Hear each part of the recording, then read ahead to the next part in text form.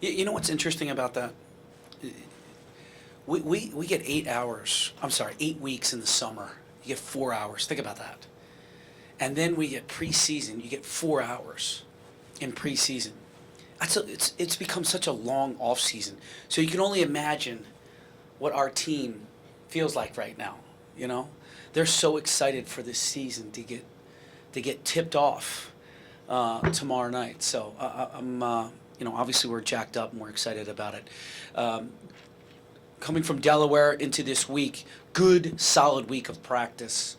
Really micro focused in on our man-to-man defense and our rebounding. Offensively, it was really about player movement, ball movement, and then ball security. We had 8 turnovers in the first half against Delaware, and the team that we play tomorrow night is going to full court press us in a variety of different ways, change up their defenses often, and they turned their opponent over. They forced 20 turnovers in their last scrimmage. So ball security is going to be very important to us. As far as the team, the approach has been there. The approach has been there just to get better every single day. These guys are really connected, and I feel like we're finding some rhythm in who we're going to be, our identity, who we are going into tomorrow night. You mentioned feeling like the earliness of the West Virginia game, that you kind of got the results that you wanted out of that based on where it fell. Did you feel like you made some of the strides in those areas since then that you would have wanted to have seen over that time? Yeah, I thought our defense from the first 20 minutes of West Virginia to this week, to today, I felt like we have really grown. Guys are really talking. It's not like our second unit is bad. Our second unit is very, very good. I mean, I've told you I'd love to try to play 10 guys this year, really show our depth. But I think that's where I've seen and our toughness. I mean, West Virginia, if you're going to be soft at West Virginia, it's not going to be a good outcome. So I think we learned a lot from that day. What are your expectations for Lamar this season? That's a really good question. It's really going to fall on leadership. We know he can score the ball. So for me, it's about his leadership, his Mamba mentality, every single day of being the hardest worker. His ability to make good decisions. I'd like to see a positive assist-to-turnover ratio. And I want to see, I want to see that motor. I know Mamba and motor kind of go together. But if I could see a motor every single possession, every time he steps on the floor, I think we have a really special talent, one of the greats to ever put a jersey on here at Penn State. And after the roller coaster Mike has been on the last few years, and I mean that not in a negative way, but where he needs to be going into this final season?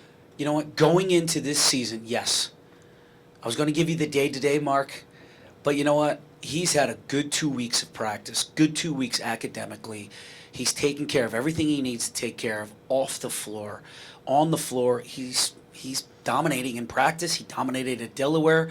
I look for him to have a really big year. Again, it's going to be day-to-day, but right now, heading into the season, hey, he's playing tomorrow night. You know the past history. He's playing tomorrow night. So that's a success in itself. And last thing for me, have you settled on starters, and maybe what sort of number are you looking at rotation-wise? So I have settled on a starter. I'm going to start Mike tomorrow night because it's his last home game, if that makes any sense. And he's a senior, fifth-year senior, so I want to reward him for his loyalty. So he'll start, Lamar will start, Miles, MJ, and Jamari. Right now, those 5 guys are really playing good basketball, good chemistry, good connection on both ends of the floor. I think right now, again, it's very early in the season. You know, Brock will come in. Obviously, Johnny, either way. Trent Buttrick, Seth Lundy. Right now, it would be the rotation and substitution pattern. Pat, I'm just curious, has the NCAA given you any update on the Curtis Jones situation? Not yet. We're very hopeful. We should hear something soon, hopefully this week. And something you mentioned on Media Day was that this year you have more answers than questions. But Yeah. I'm just curious, with Big Ten play about a month away now, what are some questions that you're still looking to answer? You know, it's really our mindset. It's really how consistent we're going to play, and are we going to play with that sense of urgency every night, regardless of who the opponent is. I think for us to be an elite team or play at that elite level, we need to go out and play as hard as we possibly can for 40 minutes. The 160 possession or 150 possession game, depending on who you're playing against, is going to be critical. And we got to stay healthy. We got to stay healthy. I mean, I love our depth, but I do like the fact that we have an older guys up front that have been through some shared experiences that can really relay it to the younger guys. So it's going to be consistency, it's going to be sustainability, and it's going to be healthy. Pat, John mentioned at Media Day that he, after kind of a up and down season last year, he had to transform his body a bit and get into better shape heading into this year. How have you seen him go about that process, and how has that translated into these practices in the off season leading up to the year? Yeah, John has chiseled himself. He's dropped the necessary weight. He looks thin but still muscular. He's always doing extra. He's always in the gym. He's always in the weight room. He actually ran, I want to say, a half marathon on the track on his own. So here's a guy who's completely dedicated to himself and his teammates to make sure that when his when he has to make a big play or play consistently, that he's going to have enough energy to be the guy that we need him to be, to produce. And I'm looking for him to produce. Rebounding wise, we don't need him to score a lot of points. We have guys that can put the ball in the basket. But when he has his opportunities to really take advantage of those opportunities.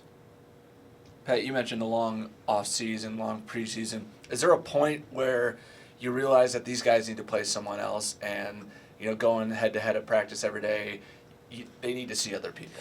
Yeah, it was West Virginia. We were almost like startled because we haven't played in anybody in months. And then I felt like we were that much better against Delaware. And then having this week, you could just see their energy level. It was great. Don't get me wrong. It was great. But they cannot wait to put that jersey on tomorrow night and play against somebody else. So the excitement that they have in that locker room is fantastic. You look in general at how Ken Palm has you doing, and this is leading somewhere, I promise. They're not. I've looked at Ken Palm, Ben. It's okay. There aren't losing streaks in here. They're fair losses, fair wins, and that's a consistency thing. How do you play consistently and get the results that you want? What's sort of the consistency message at the beginning of the year to kind of start to find that groove? Yeah, and I just said it right here about consistency. It's really trying to limit the noise on the outside. It is so hard. It is so hard. James is trying to do it over there. All the coaches are trying to do it, and we're all talking and coming up with creative ways on how to limit the distractions, how to limit the noise, and how to really just stay inside those lines for us. Stay inside the lines. Don't let anyone or anything or any tweet or any retweet or any picture, deter us from the task at hand. And the task at hand is to get better every single day and compete at the highest of levels. We showed that in February. We can play against anybody in the country. So it's consistency, it's mindset, it's approach, staying healthy, and then really, man, just keeping that noise away, keeping those distractions to a bare minimum. How do you set a process? The one thing that James has got is the games are pretty much the same day every week. So you've got the same amount of time and everything. You could have not back-to-backs, but quick weeks or quick turnarounds. How do you kind of find a consistency in that process when, everything about what your schedule's laid out as is a variable that's different every week? It is. That's why it's such a challenge to stay consistent, to limit the noise and distractions. We've changed our formula up this year as far as practices. We've done some different things. We probably don't go as live as much as we did in years past, but I'm always spending time with them. We're always watching film. We're watching film on the court, watching film in the film room. I probably text them something every day, if not every other day, right? Something that I think they can take something away from it to help them grow. Everybody's using the Nationals right now. I'm even using LeBron had some great things to say in a video the other day. James Harden had some great things. So whatever I can find or get my hands on that I think might be powerful or make a great impact on this group, that's what we're doing.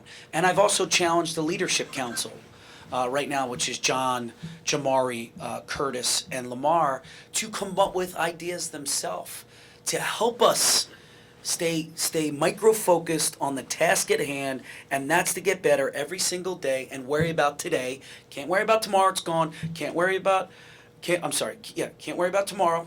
It's ahead of us, right? We can't worry about yesterday. It's behind us. We just need to stay on today and stay present. And that's a challenge, Ben, as you know. It's a challenge. But we work at it every single day. Pat, you've mentioned a couple times already how important it is to stay healthy. Obviously, part of that is luck. What have you guys been doing otherwise to improve your odds of staying healthy throughout the whole season? Greg does a great job, man, of just lifting these guys, but doing it appropriately for injury prevention. Saz, our trainer, does an unbelievable job of getting these guys in cold tubs, hot tubs, everything they might need to stay fresh.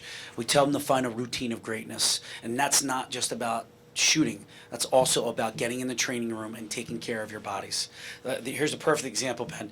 Kawhi Leonard from the Clippers, post-practice, post-game, he's in there getting a quick lift, what they call it microdosing, and then he gets with the trainer and he does his cold tubs, his hot tubs, gets him, like that's a professional. He's taking care of his body for injury prevention. For me, the NCAA won't allow us to do that, but they could go in and easily get Normatec or cold tubs and hot tubs and things like that.